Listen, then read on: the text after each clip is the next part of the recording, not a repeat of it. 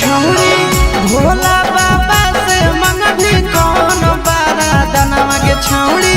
भोला बाबा से मंगली कौन बारादनवा छौड़ा भोला बाबा से मंगबै डीजे बजावे वाला सजनवा छौड़ा भोला बाबा से मंगबै डीजे बजावे वाला सजनवा छौड़ी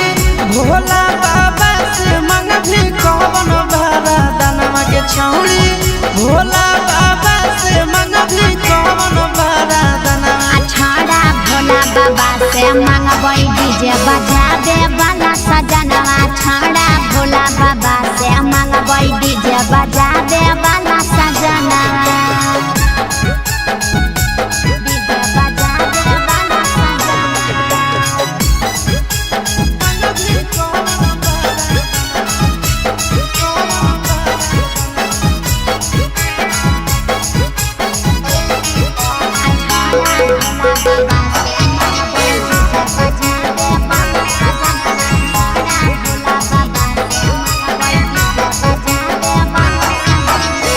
काहे ना मंगभी डॉक्टर मास्टर दादाई बड़ा डीजे बजतै सब दिन रहतै बलमुआ घर बुझली रे आहे गे काहे ना मंगभी मास्टर डॉक्टर दादाई बड़ा डीजे बजतै सब दिन रहतै सजनवा घर ये छोड़ी मोने मोने धारोही तो कवन धायनवा के छोड़ी मोने मोने धारोही तो कवन धायनवा रे छौड़ा भोले बाबा से मंगबै डीजे बजावे वाला सजनवा छौड़ा भोला बाबा से मंगबै डीजे बजावे वाला सजनवा बजावे वाला सजनवा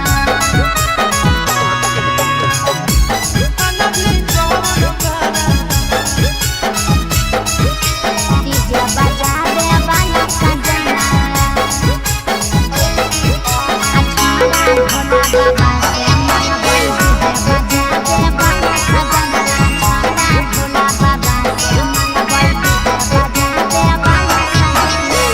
काहेला जाही छौड़ी बाबा के भवन गे बाबा से मंगबै हैंडसम सजना रे के बुझली काहेला जाही छौड़ी बाबा के भवन गे बाबा से मंगबै हैंडसम सजना रे कि काहे पारो नहीं पसन आशीष चिंटू नंदनवा काहे पारो नहीं पसन आशीष चिंटू नंदनवा छौड़ा भोले बाबा से मंगबै डीजे बजावे वाला सजनवा छौड़ा भोला बाबा से मंगबै डीजे बजावे वाला सजनवा के छौड़ी भोला बाबा से मंगली कौन बारादनवा छौड़ा भोला बाबा से मंगबै डीजे बजावे वाला सजनवा छौड़ा भोला बाबा से